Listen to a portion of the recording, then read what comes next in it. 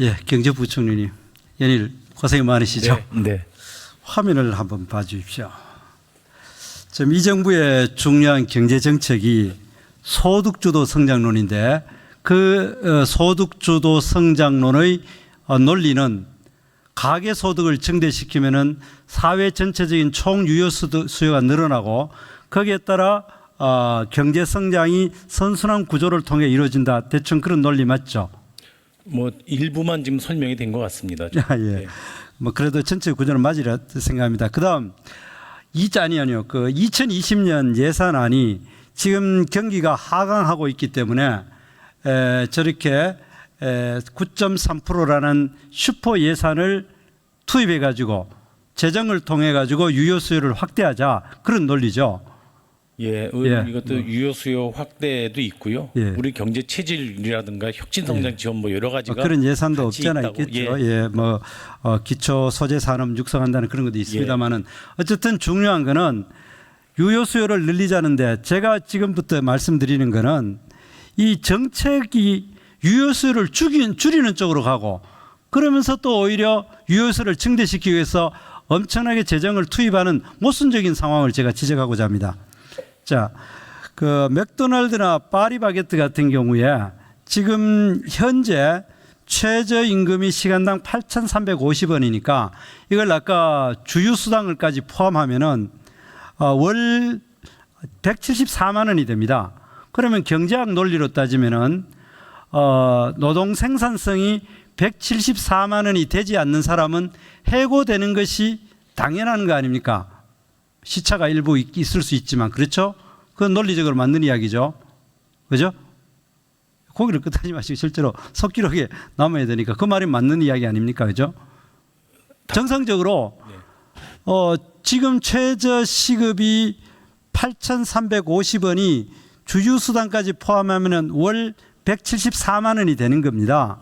그러면은 경제 논리로 고용주 입장에서는 월 174만 원의 노동 생산성을 가지지 못한 사람은 해고를 하는 것이 그러면 두 사람 중에 한 명을 해고를 시켜가지고 한 명이 일을 많이 시켜가 174만이 되게 만들든지 아니면 두 사람 중에 한 명은 해고하고 한 명 플러스 기계를 도입해가지고 174만이 돼야 되는 것은 맞지 않습니까? 뭐 이론적으로는 뭐 그러니까 이제 그만큼 자 그러면은 여기에 대해서 정부 재정이 얼마나 투입하는지를 그다음 페이지 한번 펴보십시오. 자 잘못된 노동 정책으로 일단 174만 원이라는 노동 생산성이 안 되면은 먼저 일자리 안정자금을 투입합니다. 이거 옛날에 없던 예산이 올해 예산, 내년 예산에 2조가 넘습니다. 그다음 고용보험 174만 원이 안 되가 해고된 사람한테는 이 수당을 줘야 실업수당을 줘야 되지 않습니까? 그리고 국민취업지원제도 예산 내년에 새로 신설하는 거 2,800억인데 장기적으로 5년간만 해도 4조 원이 넘습니다. 그리고 그렇게 해도 취직이 안 되는 사람 옛날에는 7, 80만 원 받고도 일을 할 수 있었는데 이제는 아예 해고를 당하니까 기초생활수급자 대상이 늘어납니다. 기초생활수급자가 2016년 대비해 가지고 약 80% 늘어납니다.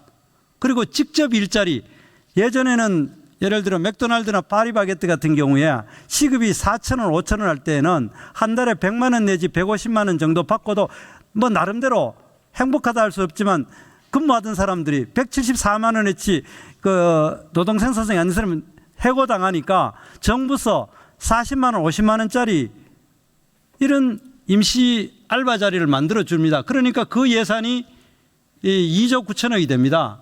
그리고 청년 추가 고용 장려금 9,900억 이런 예산들이요 2016년 대비하면 같은 비목에 보면은 약 62% 증가됩니다.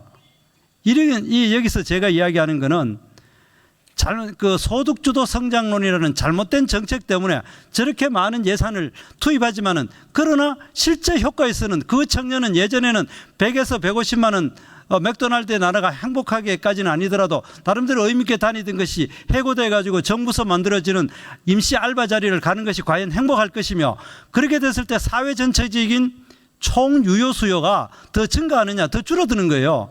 왜냐하면 그렇게 해고되는 사람 수는 엄청나게 많은데 비해 가지고 이러한 엄청나게 많은 예산을 투입해봐도 혜택을 받는 사람 숫자가 총 적을 거라는 겁니다. 그걸 지적하는 겁니다. 자, 그 다음 페이지. 자, 우리나라는 소규모 개방 경제라는 말을 많이 하지 않습니까? 우리나라가 이 무역 의존도가 약 뭐 통계에 따라가 70% 내지 80% 된다고 하는데, 그래서 한국은행 수입 유발 계수를 봤습니다. 부문별로 다릅니다만 평균해가 약 0.25 정도 됩니다. 그러면은 정부가 재정을 이렇게 투입하면은 그 중에 25% 정도는 해외로 나간다는 겁니다.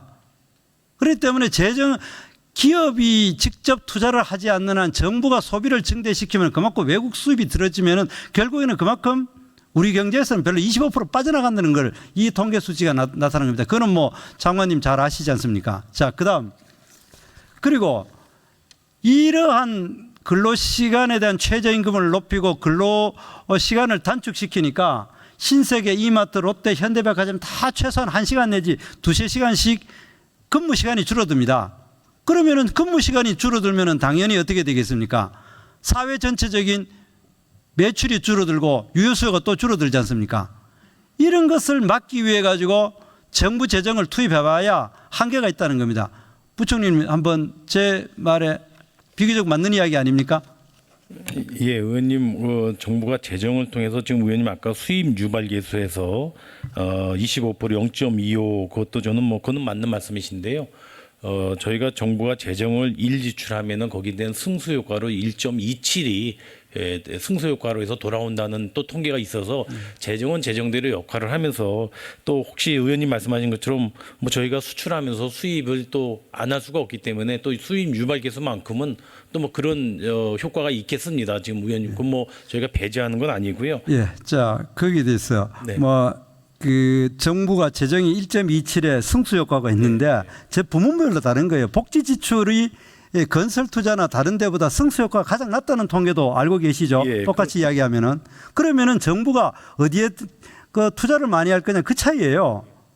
그런데 정부가 지금 이하는 복지제도나 청년들한테 현금 나눠주는 것이 다른 사업보다도 승수 효과가 굉장히 낮은 데 투자한다는 것을 지적하는 겁니다. 네, 의원님 그 복지 지출이 의원님은 자꾸만 현금성 살포 낭비로 생각하시는데요.